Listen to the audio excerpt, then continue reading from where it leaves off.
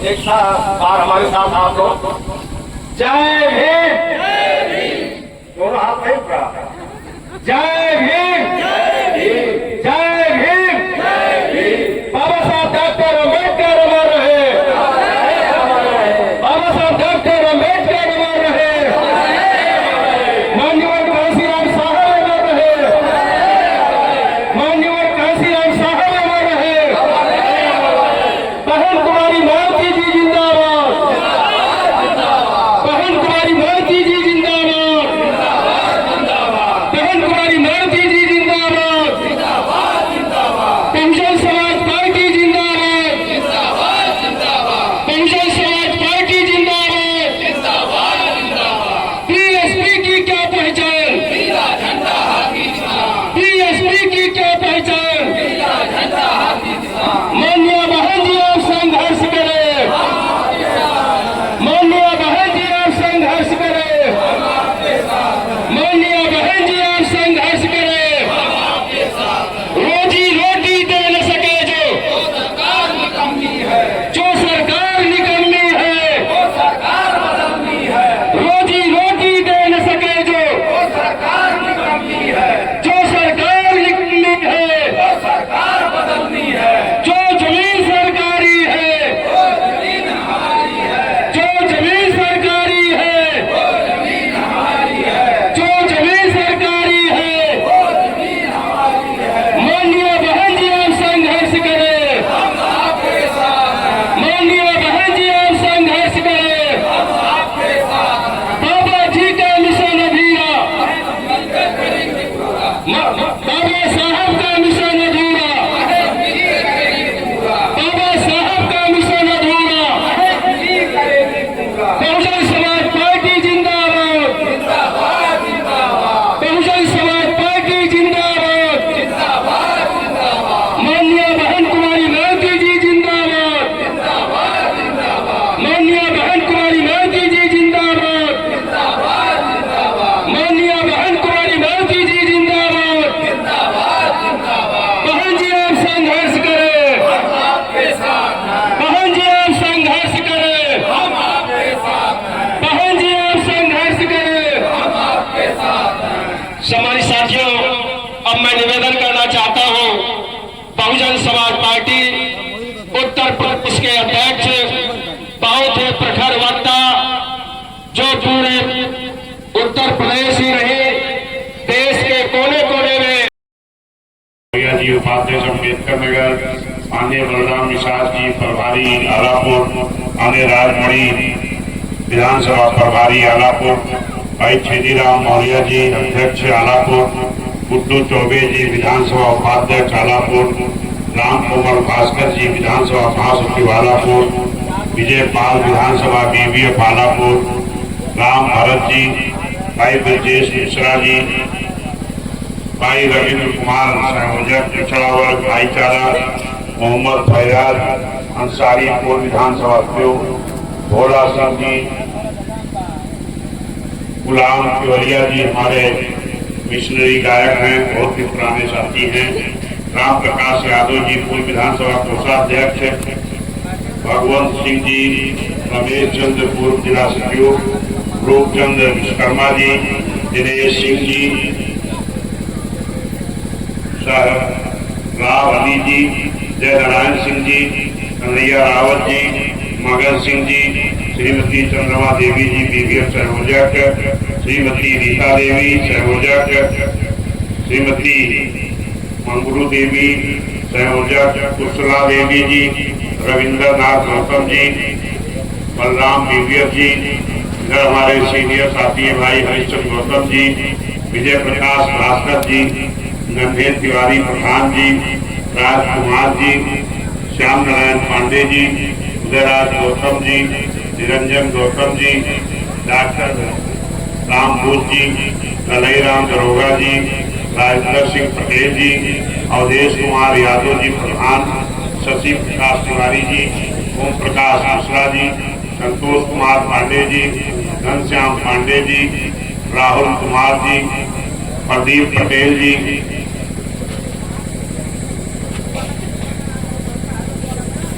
श्री प्रमोद कुमार अध्यक्ष, भाई श्री राम प्रसाद सेक्टर अध्यक्ष, राम नयन सेक्टर सचिव, राजेंद्र प्रसाद जी, राम नयन जी, रफनाथ जी, भाई राम लौट जी, सुखदेव जी, राम लगन जी, राम ओझ जी, राम चेत जी सेक्टर अध्यक्ष, राम कलपराव जी सेक्टर अध्यक्ष, दिनेश कुमार जी सेक्टर अध्यक्ष, विजय भान जी सेक्टर अध्यक्ष, अनिल कुमार जी सेक्टर अध्यक्ष, अक्षय कुमार जी, प्रमोद कुमार जी, राम सूरज जी सेक्टर अध्यक्ष, मोहित राम जी, सत्यवंत कुमार जी, डॉक्टर रवि कुमार सेक्टर अध्यक्ष, फेरू राम जी, मेवालाल गौतम जी सेक्टर अध्यक्ष, राजेंद्र प्रसाद भारती जी सेक्टर अध्यक्ष, मुकेश कुमार जी सेक्टर अध्यक्ष, विस्तृत गौतम जी सेक्टर अध्यक्ष, अंकुर राव जी सेक्टर अध्यक्ष,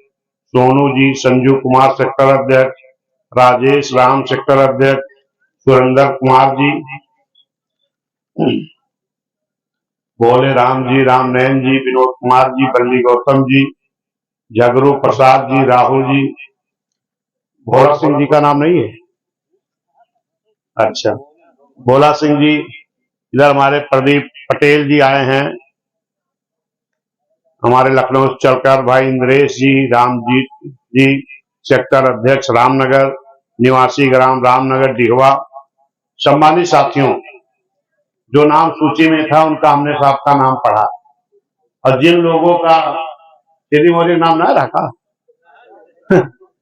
जिनका नाम इस सूची से लिखने में रह गया हो, ऐसे हमारी सीनियर साथी, चाहे नौजवान साथी, हमारे पूर्व पदाधिकारी या वर्तमान पदाधिकारी, या इधर हमारी माताएं बहनें जो बैठी हैं, जो भी लोग इस प्रांगण में दिखाई पड़ रहे हैं, आज आप बैठिए। आप लोग जो भी साथी इधर सामने तखत जगह खाली, तखत में बैठ लीजिए उधर, जो भी साथी यहाँ मौजूद हैं, और मंच पर भी जो हमारे साथी हैं, अगर इनमें किसी का नाम छूट गया हो, मैं ऐसे सभी साथियों का बहुत बहुत स्वागत, अभिनंदन, वंदन करते हैं। सम्मानित साथियों, देखिए आज की जो मीटिंग थी, क्योंकि मान्या बहन जी ने कैडर कैंप और जनसभा, इसके लिए बहन जी ने समय निर्धारित किया। बहन जी ने काम हम लोगों को सौंपा है, जो काम 2 मार्च से हमको मिला है। 2 मार्च को मान्या बहन जी ने एक बैठक लिया था, उसके पहले 16 फरवरी की एक बैठक हुई थी।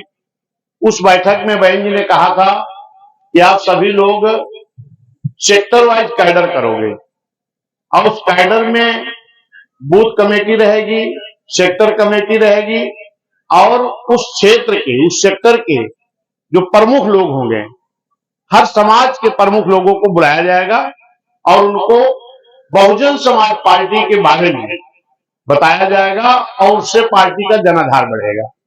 ये काम 16 फरवरी से शुरू हुआ था, लेकिन 2 मार्च तक तो चला है।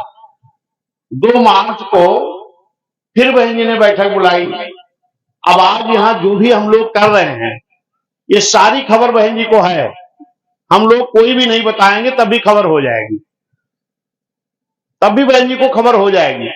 तो बहन जी को खबर क्या मिली कि जो ये लोग कैडर कैंप कर रहे हैं, उस कैडर कैंप में जो हमने कहा था, बूथ कमेटी होगी, सेक्टर कमेटी होगी, और प्रमुख लोग होंगे। बहन जी को ये मालूम हुआ कि उस बैठक में ना तो पूरी सेक्टर कमेटी आ रही, ना पूरी बूथ कमेटी आ रही, और ना तो प्रमुख लोग ही आ रहे हैं। तो बहन जी ने कहा ये कैडर कैंप बंद करो, पहले आप लोग जाके सेक्टर बूथ कमेटी का गठन करो। ये 2 मार्च से काम सौंपा गया है। और अभी दिल्ली में मीटिंग हुई थी, हमारे माननीय डॉक्टर साहब, भाई दिलीप कुमार विमल जी और जिलाध्यक्ष जी ये गए थे।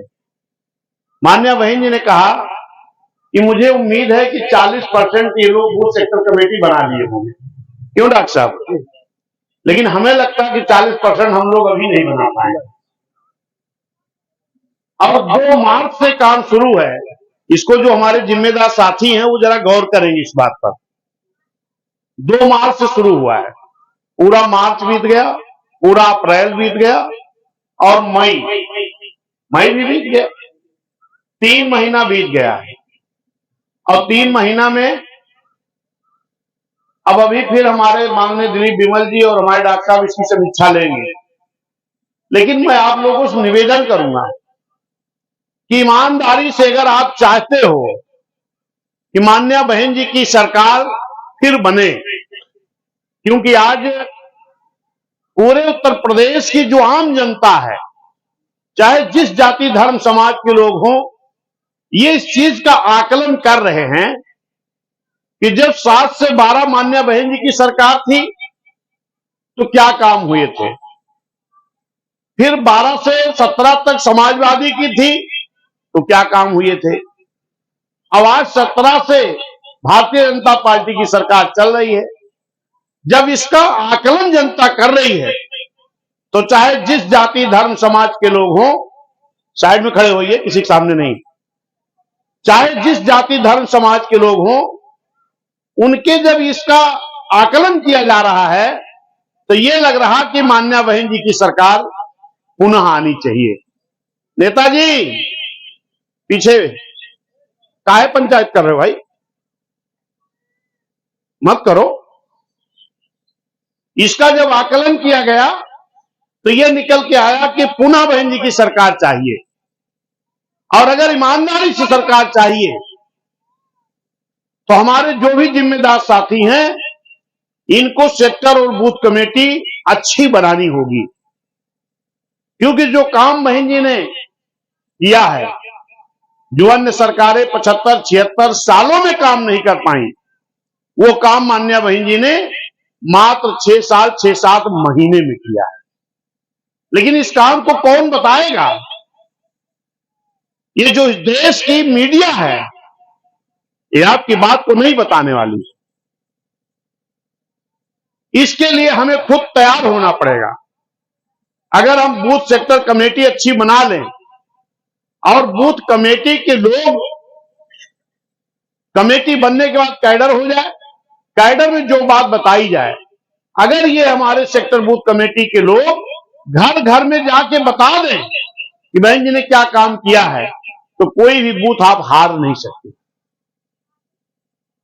और अगर बूथ जीतोगे तो विधानसभा भी जीतोगे, और विधानसभा जब जीतोगे तभी उत्तर प्रदेश की मुख्यमंत्री माननीय बहन जी बनेंगी। इसके लिए हमें काम करना पड़ेगा। अभी हमारे यहां एक पदाधिकारी हमारे सेठ जी हैं, क्या नाम है, राजकुमार सेठ। ये पहले ही हमको बता दिए कि साहब हम धूप में नहीं निकल पाते हैं। तो ठीक है, धूप में नहीं निकल पाते हैं, शाम को 5 बजे निकल जाएं, और 5 बजे से लेकर के 9 बजे तक 4 घंटा होता है। किसी भी एक गांव में चले जाओ सेठ जी, किसी भी एक गांव में, और उस गांव में, गांव कह लो चाहे पोलिंग, मैं ये सबके लिए कह रहा हूं, गांव कह लो चाहे पोलिंग, हर गांव या पोलिंग पर कहीं 1 बूथ, कहीं 2 बूथ, कहीं 3 बूथ होता है। यही तो है ना भास्कर जी? तो एक गांव में खाली चले जाओ, अगर 2 बूथ हो तो 2 बूथ की कमेटी बना लो, सबको बुला के बैठाओ, बात करो, फिर उनको सदस्य बनाओ, फिर उनकी कमेटी बना लो। अगर ये काम हमारे लोग शुरू कर दें तो निश्चित है ये बड़ा काम नहीं, जल्दी से सेक्टर बूथ कमेटी बन जाए, फिर कैडर शुरू हो जाए। और अगर ये काम पूरा कर लिए तो सरकार बनाने में हमको देर नहीं लगेगी। ये मेरे सम्मानित साथियों, आज जो सरकार चल रही है, आम जनता परेशान है। खास तौर पर मैं देख रहा हूं जिस तरीके SC, ST, OBC या मुस्लिम समाज के ऊपर अत्याचार बढ़ा है, मैं तो लगातार देख रहा हूं। भले ही सरकार अपनी पीठ थपथपा रही हो, लेकिन इस सरकार में जितनी हत्याएं, घटनाएं, रेप, बलात्कार हो रहे हैं, इससे आम जनता त्रस्त है। अभी इधर मैंने देखा, चाहे वो बस्ती की घटना रही हो, चाहे गोरखपुर की घटना रही हो, चाहे बलिया में रही हो, बलिया में एक बेटी को, चौहान समाज की बेटी थी, उसको 20-25 फीट ऊपर लोगों ने हत्या करके लटका दिया। और जब बहन जी ने हमें निर्देशित किया, मैं गया, तो वहां प्रशासन के लोग कह रहे हैं कि ये तो आत्महत्या कर लिया है। जरा समझिए बात को, आत्महत्या कर लिया और उसके दोनों हाथ पीछे से बंधे। तो हमने वहां प्रशासन के लोगों से बात किया कि भाई ये चीज बताओ, एक तो 20 फीट ऊपर 25 फुट ऊपर बॉडी उसकी लटकी है। उसकी बहन कह रही है, छोटी बहन, कि अगर हमारी दीदी इस पेड़ पर चढ़ के आत्महत्या करती तो उनके हाथ में यहां छिरो जाता जब चढ़ने में।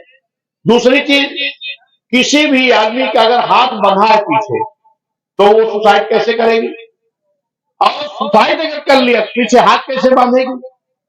लेकिन ये सरकार तमाम इस तरह की हत्याएं को छुपाना चाहती है ताकि क्राइम रिकॉर्ड हमारा कम रहे। यही हाल बस्ती में हुआ, जोगिया गांव में। वहां पर कीचड़ में, तालाब में पानी नहीं था, कीचड़ था। वहां पर हमारे एक एससी समाज को लोग ले गए और उस कीचड़ में उसकी गर्दन दबा के मार दिए। उसको भी कह रहे हैं सुसाइड कर लिया। वहां तो सीओ साहिबा थी, हमने कहा कि अगर किसी को गर्दन को पकड़ के उसके मुंह को कीचड़ में दबा दिया जाए तो उसकी मृत्यु कैसे होगी। उन्होंने कहा सांस फूलने से। तो हमने कहा फिर क्या आत्महत्या मानोगे उसको। तो इस तरीके का अत्याचार हो रहा है। अभी हमीरपुर में सोशल मीडिया पर चल रहा था, मैं गया था बहन जी के निर्देश पर। हमीरपुर में क्या हुआ, हमीरपुर में कुछ बदमाश लोग हमारे दलित बस्ती में चले गए और वहां जाके बाबा साहब की मूर्ति, जिनकी बाबा साहब बनाए हुए संविधान से इस देश की सरकारें चलती हैं, उन बाबा साहब की मूर्ति की अंगुली तोड़ दी गई, मूर्ति को क्षतिग्रस्त किया गया और जितने हमारे एससी समाज के लोग थे इनको दौड़ा दौड़ा के पीटा गया। एफआईआर तो लिखी गई लेकिन 21 दिन हो गया था जब मैं गया था, तब तक किसी की गिरफ्तारी नहीं हुई। क्या बहन जी की सरकार होती थी ये होता, ये अन्याय अत्याचार होता नहीं होता। तो हमें बहन जी की सरकार लानी है और इसके लिए कोई जरूरी नहीं कि पदाधिकारी ही मेहनत करेंगे। हर व्यक्ति की जिम्मेदारी है, हर मां बहन की जिम्मेदारी है। जैसे अभी हमारे एक अधिकारी हैं, वो अंबेडकर जयंती मनाने एक गांव में गए तो उस गांव में बहन जी ने खूब विकास किया था। एक कहानी उन्होंने बताया हमको, सच्चाई बता रहे थे। तो उन्होंने कहा कि ये जो आरसीसी बनी है ये भाजपा ने बनवाई क्या। भाजपा ने बनवाया होगा।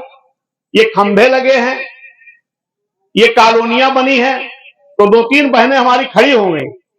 झूठ ना बोलिएगा आप, ये सब बहन जी ने किया है। आरसीसी भी बहन जी ने बनाया, कॉलोनी भी बहन जी ने बनाया है। तो कहीं अगर यही हमारी माताएं बहनें बोलना शुरू कर दे गांव गांव में कि जो कुछ किया है बहन जी ने किया है, तो इनकी सरकारें नहीं बनती। हमारी बहनों को, माताओं को भी इसके लिए संघर्ष करना पड़ेगा।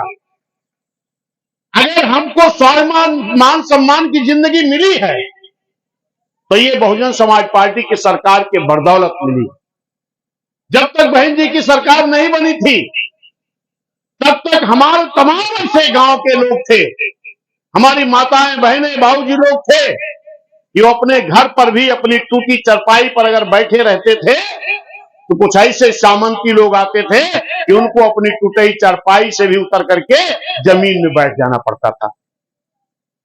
लेकिन ये सब कब बंद हुआ, जब बहन जी की सरकार आई है। आज हम सभी लोग मिल करके, चाहे हमारे गुड्डू चौबे जी हो, चाहे जब हमारे भोला भैया हो, हम सभी लोग एक साथ बैठे हैं। अगर हम इंसान के रूप में पैदा हुए हैं तो हमको भी इंसान का दर्जा मिलना चाहिए। यही बहुजन समाज पार्टी चाहती है। हम किसी के साथ भेदभाव नहीं चाहते हैं, लेकिन नहीं, यहां तो कुछ लोगों ने इसका एक षड्यंत्र बना दिया था कि हम इंसान हैं और ये जानवर हैं। लेकिन बहुजन समाज पार्टी की सरकार आई तो सबको जानवर से इंसान बनाने का मौका अगर मिला तो बाबा साहब संविधान के बल पर और बहन जी की सरकार के बल पर हमको मिला। ए मेरे सम्मानित साथियों, तमाम हमारे लोग, चाहे वो ब्राह्मण हो, क्षत्रिय हो, वैश्य हो, पिछड़ा हो, मुस्लिम हो, एससी हो, अपने बच्चों को पढ़ा लिखा करके तैयार किए कि हमारे बच्चे पढ़ लिख जाएंगे, नौकरी करेंगे, मां बाप को सुकून मिलेगा। लेकिन आज हमारे नौजवान इस भाजपा सरकार में जगह तो निकलती है, फार्म भी भरता है, लेकिन जब परीक्षा देने जाता है, सभी के पास इतना पैसा नहीं कि जाके हमारे बच्चे होटल लेंगे। हमारे गरीब घरों के बच्चे भी, उनके माँ बाप भी अपने पेट को काट काट करके किस तरह पढ़ाई कराए हैं। और जब पढ़ाई हो गई, नौकरी की जगह निकली, फार्म भरे, और जब वो गए परीक्षा देने गोरखपुर, लखनऊ, मेरठ, कानपुर परीक्षा देने बच्चे पहुंचते हैं, तो प्लेटफार्म पर भी जब स्टेशन से उतरते हैं, प्लेटफार्म पर पेपर बिछा के सो जाते हैं। जब स्कूल पहुंचते हैं नहा धो करके परीक्षा देने, तो पता लगता है कि पर्चा लीक हो गया। ये भाजपा सरकार में यही हो रहा है, पर्चा लीक हो गया। तो चाहे जिस जाति धर्म समाज का नौजवान हो, तो अपने आप को ठगा महसूस करता है, और लौट के जब घर आता है तो बच्चा तो मायूस होता ही है, उनके माँ बाप भी मायूस हो जाते हैं कि अब हम क्या करें, ऐसी सरकार को हम क्या करें। अभी आपने सुना होगा, हमारे प्रयागराज में तमाम हमारे नौजवान पढ़े लिखे जो प्राथमिक शिक्षा की नौकरी के लिए परेशान हैं। अभी कुछ दिन पहले सरकार ने एक निकाला था कि विद्यालय, जो प्राइमरी विद्यालय हैं, इन विद्यालयों में बच्चे नहीं हैं, छात्र नहीं हैं, तो अध्यापक को बाहर कर देना चाहिए।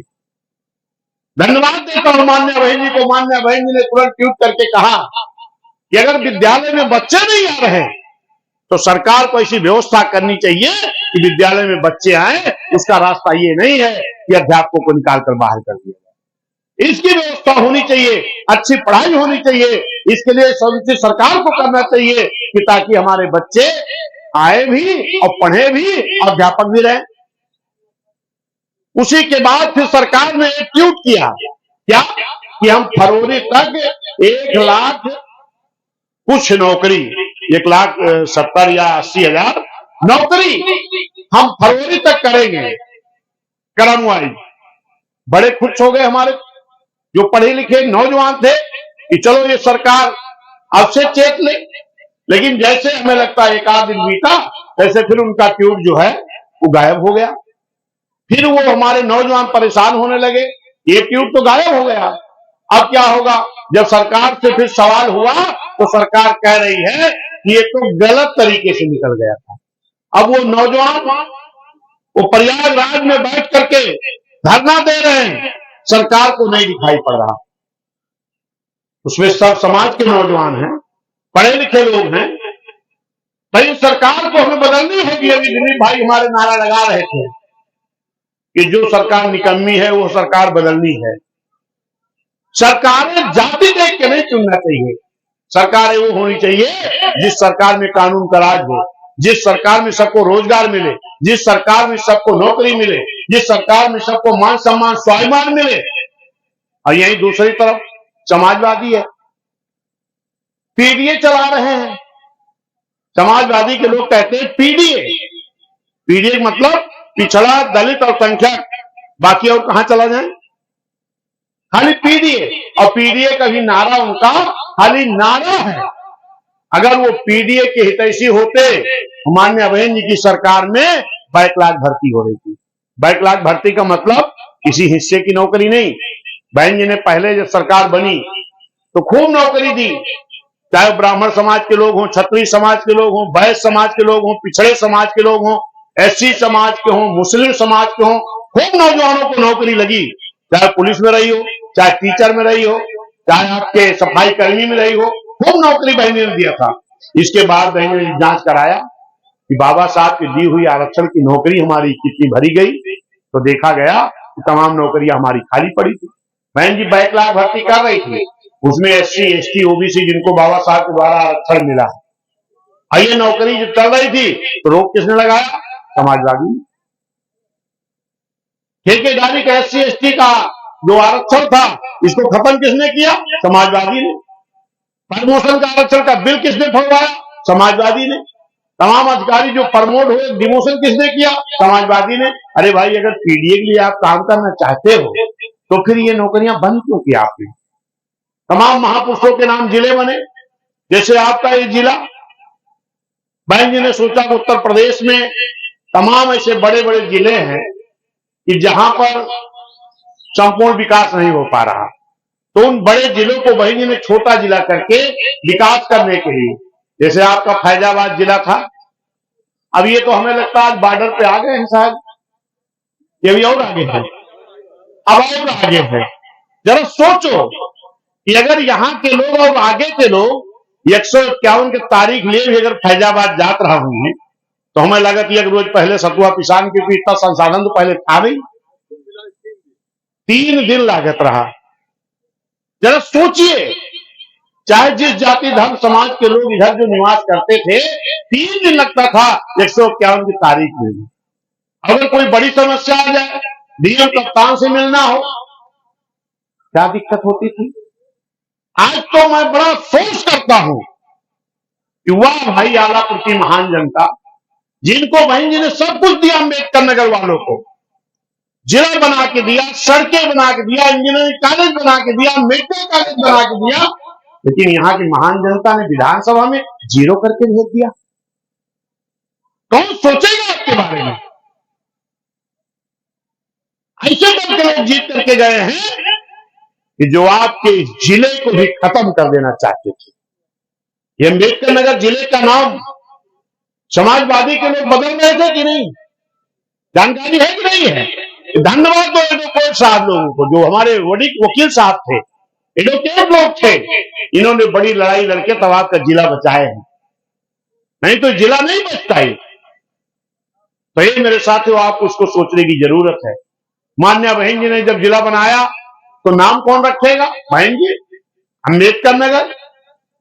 कितना महान नाम, जिनके बनाए हुए संविधान से देश की सरकार चलाती हूं, ऐसे महापुरुष के नाम, जिले का नाम चंद रविदास नगर, संत कबीर नगर, गौतम बुद्ध नगर, ज्योतिबा फूले नगर, तमाम महापुरुषों के नाम से जिले बने। इसको किसने खत्म किया, समाजवादी ने। वाह भाई, कौन सा पीडीए का विकास करना चाहते हो। ये मेरे सम्मानित साथियों, क्योंकि देखिए आज भाषण का वक्त नहीं है। अभी हमारे दोनों कोऑर्डिनेटर जी यहां पर भी बैठेंगे, और आप सभी लोगों को मेरा निवेदन है कि जो भी जिम्मेदार साथी हैं, पद पे हैं या नहीं है, नाम तो पढ़ा गया, नाम तो पढ़े गए 4, लेकिन मैं ये चाहता हूं कि जैसे राजमणि जी एक जोन के अगर इंचार्ज हैं, तो इनके जोन में अगर 10 सेक्टर है, तो 10 सेक्टर में जितने हमारे सीनियर लोग हों, पूर्व पदाधिकारी या सीनियर लोग हों, उन सबको सूची में बढ़ा दिया जाए।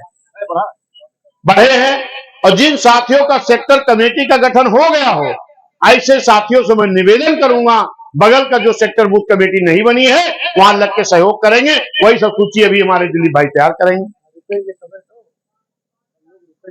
नहीं, आप लोग, हम भाषण तुरंत बंद कर दे रहे हैं, लेकिन आप लोग रुक के ये काम जो करना हो जाइएगा। आज जनसभा का कार्यक्रम नहीं था, लेकिन आप लोगों को धन्यवाद, आप लोगों का उत्साह था, आप लोग इकट्ठा हुए, इसके लिए आपको शुक्रिया। लेकिन अब आप लोग रुक जाएंगे, थोड़ा काम की बात हो जाएगी।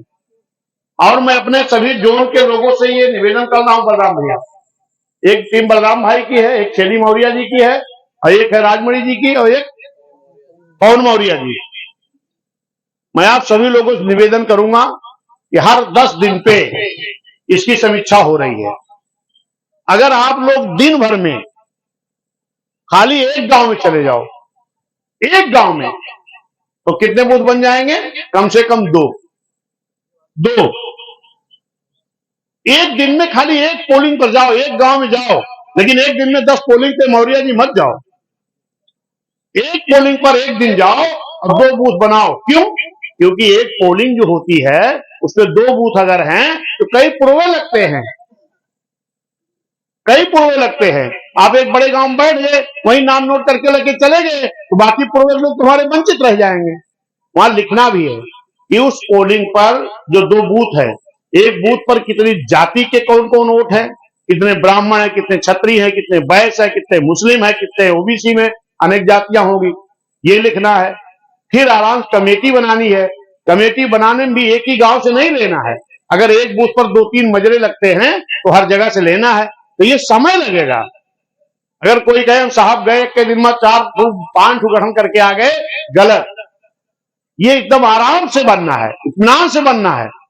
तो आप सभी लोगों से मैं निवेदन करूंगा, बलराम भाई, अगर दिन में कोई काम भी पड़ जाए, एक टारगेट बना लो, राजमणि जी, टारगेट बना लो कि हमें 2 बूथ का गठन डेली करना है। भास्कर भैया, चाहे आप सुबह चले जाओ, दोपहर भी चले जाओ, और मान लो दिन भर कहीं काम में है, हमें नहीं कह रहे कोई और भी काम नहीं पड़ सकता,